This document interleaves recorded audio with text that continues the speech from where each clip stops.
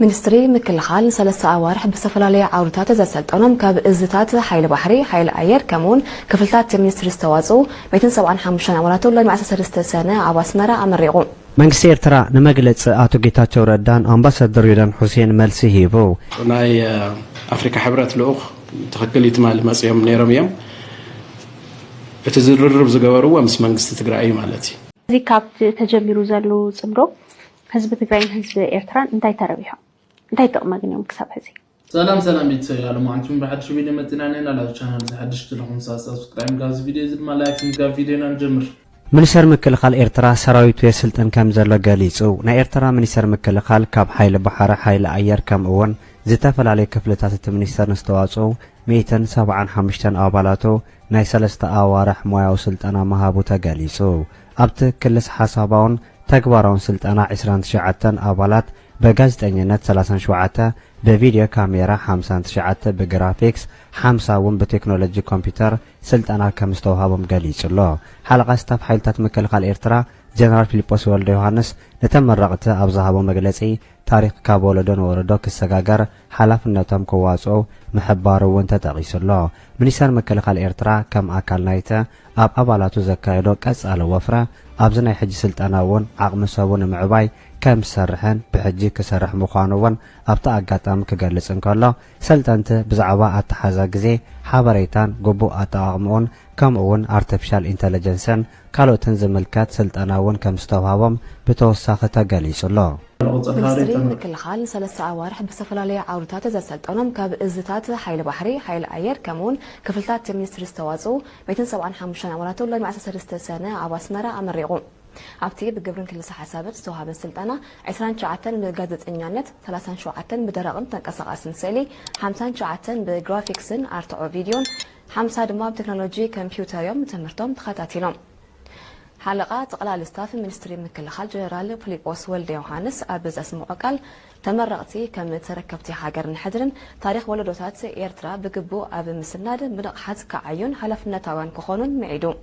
كابوها هارتي نايتي سلطانا أتو تسفى علم كساتب وغانو أتي سلطانا مقتصلتا نايتي مكونن حبرتان غوسكواسن منستر مكلخال بقعات أولات حيلتات مكلخال لمحيال زودبو كلن تناوي مدوات سلطانا كم زخونا بمتكاس سلطانتين سنلبونان بحر سراحن زحجز أب محدرا جزي حبرتان قبوء دقاقمون كمون سب سرحو بالحيدة تقلل سمروتات كم بزقسمو أكنزيبو وكيل تمرقتي أب ذهبت توريتو نستفدر لهم أدل بمجاز كاسيمو مو زلوا فلتات بنزل على مويا بقعات الرخص لزخوانة أب مزعي كدفعلو تمحتينا أبتيس نسرعات أب تمرتهم تقبلتا نزر أيو سلطانتن من معوات السلطانة أجامم نزبركتو أكالاتن ورقات مسكرن شلماتن تعديلو لو طلب فيديو هو بزعات صمدو ህዝቢ ትግራይን ህዝቢ ኤርትራን እንታይ ተረቢሑ እንታይ ተቕመግንዮም ክሳብ ሕዚ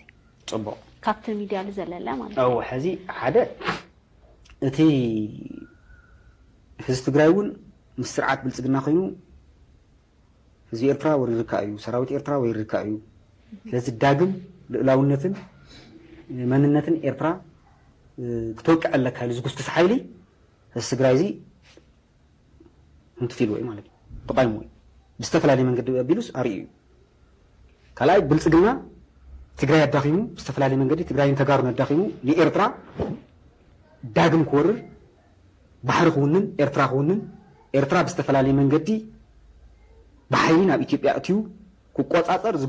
زجوروز نورة تهديدن حزر سرحتون أو زبلة صمبو تردين راي ثلاث صندوس تجريون داقم خيتورر تجريون مجاريا بلسقنا خوين هزي إرترا داقم مخورر حنون خفدي زجبر زنور نهي بروباغندا سرحتي أو زبلة سلزي أو كل تيزوتا ناي سلام المحزنة الرغي نقص علي سرت كان صف زخيل نقص على وردتها تجريين إرترا سرت كان صف زخيل ناي سلام المحزنة الرغبتها بستفلا من قدي بريسورس ناي متحجاز بريسورس ناي متحجاز استطاف بيتسم ناي مرخا استطاف بيتسم بستفلاني من قد إيرترا تأسيرهم تنور تجارو بيكرتات بستفلاني من قدي تفتحهم كمسو استطافوا بيسب نخراخو أبحزن أبدستان نخراخو عدلات فتيري كاب إيرتراون بستفلاني من قدي كاب إيرتران دولة نجار نحرهالون openly كنتكا ኦፕን ሆን ክንጥቀም ዝተፈላለዩ መንገዲ ክንጥቀም ኦፕን እዚ ኤርትራውን ኦፕን ትናይ ሰላምን ምሕዝነትን ኤርትራውያን ዝመርሕዎ ዘለውን ኤርትራውያን ዝመርሕዎ ዘለውን ብትግራይ ብዝተፈላለየ መንገዲ ክፍቲ ዝኾነ ባይታ ተመቻችሎ ታይኻ ጥቀም ታይኻ ትደሊ ንመን ይምልከት ንዓይ ዝምልከት ንዓይ ዝምልከት ነትኻሊ መንሰይ ነትኻሊ እዩ ኣነስ ከዚ ኤርትራ ታይ ዝደሊ ባዕለይ ሰጥ ረዲ ትግራይ ታይ ዝደሊ ኣብ ዶባ ዘሎ ህዝብ ታይ ዝደሊ ተጣፈ ቤተሰብ ተሃልዮ ምስ ቤተሰብ ክራኸብ ዝተኣሰረ ቤተሰብ ተሃልዮ ክፍታሕ ዳግም ንኤርትራ ክውርር ወይ ኤርትራውን ንኣና ዳግም ክወቅዕ እዚውን ኣይኾንን ኢሉ ስለዚ ዓብይ ብልጽግናውን ንክልቴና ከዳኽም ሓሲብዎ ዝነበረ ሕዚ ጠጠው ኢሉ ክሓስብ ትኺናት የግዳስ ካባና ዘሊሉስ ናብ ባዕሉ ከይዶም ናብ ባዕሉ ትር ጉዳያት ወፃኢ ሚኒስትራት ዝርከብዎም ላዕለዎት ሰብ መዚ መንግስትን ግንባርን ኣብ ኤርትራ ዝመደበሮም ኣምባሳደራትን ዲፕሎማሰኛታትን ከምኡውን ካልኦት ዕዱማት ኣብ ዝተረኽብሉ ትማል 13 ሰነ መበል 63 መዓልቲ ኣፍሪቃ ጸንቢሎም ነቲ ስነ ስርዓት ዝተኸታተለ ጋዜጠኛ ሳሙኤል ሃብተ ሚካኤል ዘዳሎ ጸብጸብ ኣሎ ገረ መስቀል ገረ ዝግሄር ከቕርበልና እዩ ፓላስ ኣብ ዝተኻየደ ጽምብል ሚኒስትር ጉዳያት ወፃኢ ኣቶ ዑስማን ሳልሕ ኣብ ዘስምዖ መደረ መዓልቲ ኣፍሪቃ ኣብ ሃገርና ኣፍሪቃ ሓደ ልቢ ሓደ መሬት ሓደ መጻኢ ብዝብል ቴማ ንሓበራዊ መንነትና ታሪኽና ክብርታት ምሕዝነትና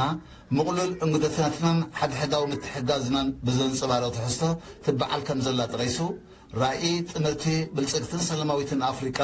ብዜጋታታ ብዝምራሕን ኣብ ኣህጉራዊ መድረኽ ብዝውከል ንጡፍ ሓይልን ክሰምር ከም ዝኽእል ገሊጹ ሚኒስትር ዑስማን ኣስዒቡ ኣህዛብ ኣፍሪቃ ምስ ሃብታም ጸጋታቶም ብድኽነት ይሳቐዩ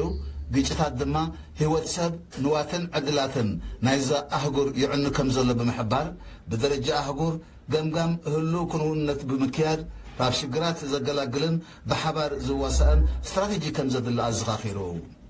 ሚኒስትር ዑስማን ብተወሳኺ ኣብዚ ዓለማዊ ስርዓት ዝቕየረሉ ዘሎ ህመት ንጸጋታትን ስትራቴጂካዊ ዝምድናታትን ዝግበር ውድድር እናናሃረ መምጽኡ ክሊማዊ ምምዝባል ስጋት ህዝባዊ ጥዕናን ዘይምዕሩይነትን ዝኣመሰሉ ዓለማዊ ብድሆታት ድማ ዝተዋሃደ ፍታሕ ከም ዝጠልቡ ብምሕባር ኣብ ከምዚ ኩነት ኣፍሪቃ ብመትከላውነት ዲሲፕሊን ከምኡውን ንነዊሕ ብዝጥምት ሓበራዊ ራእይ ጸጋታታ ከተመሓደር እንተኽኢላ ሓበራዊ ዕብየትን ዘላቒ ልምዓትን ከተረጋግጽ ከም እትኽእል ኣገንዚቦ ኣምባሳደር ሪፓብሊክ ደቡብ ኣፍሪቃ ኣብ ኤርትራ ሚስተር ፐርሴቨረንስ ሙዙቡሊ ኮምሻ ብወገኑ መዓልቲ ኣፍሪቃ ልዕሊ ጽምብል ዝኸይድ ትርጉም ከም ዘለዎ ጠቒሱ ሓበራዊ ጉዕዘናን መጻኢናን ንምርግጋጽን ብዛዕባ ኣህጉርና ንኸነስተንትን ዕድል ከም ዘርሑ ብምግላጽ ኣፍሪቃ ኣብ ዓለማዊ መድረኽ ግቡእ ቦታኣ ክትሕዝ ምትከላዊ ሽርክነት ከም ዘድልኣ ነጺሩ እዚ ከምዚ ኢሉ እንከሎ ብምኽንያት መዓልቲ ኣፍሪቃ ሓበራዊ ዓውዲ ዘተ ከምኡውን ኣብ መንጎ ካብ ዲፕሎማስያታት ኤምባሲታትን ሃገራት ኣፍሪቃ ኣብ ኤርትራ ዝቖመት ጋንታን ጋንታ ኩዕሶ እግሪ ኣባላት ሚኒስትሪ ጉዳያት ወፃኢን ኣብ ስታድየም ኣስመራ ምሕዝነታዊ ግጥም ኩዕሶ እግሪ ተኻይዱ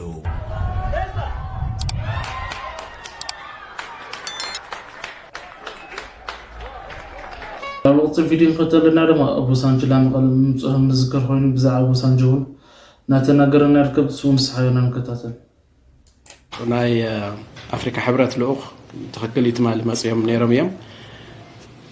እቲ ዝርርብ ዝገበርዎ ምስ መንግስቲ ትግራይ ማለት እዩ ስለዚ ፕሬዚደንት መንግስቲ ትግራይ እውን ፕሬዚደንት እናበሉ ዘቕረብሉ ኩነታት ከም ዝነበረ ርዱእ እዩ ማለት እዩ ካብዚ ሓሊፉ ብዛዕባ ዝሓለፈ ናይ ፓርላማ ቤት ምክሪ ምምላስ ዘይምምላስ ዝተልዓለ ነገር እውን ኣይነበረን በቲ በለበቱ ግን ብወገን ትግራይ ወኪሉ ክደራደር ዝኽእል ኣንፈታት እውን ከቐምጥ ዝኽእል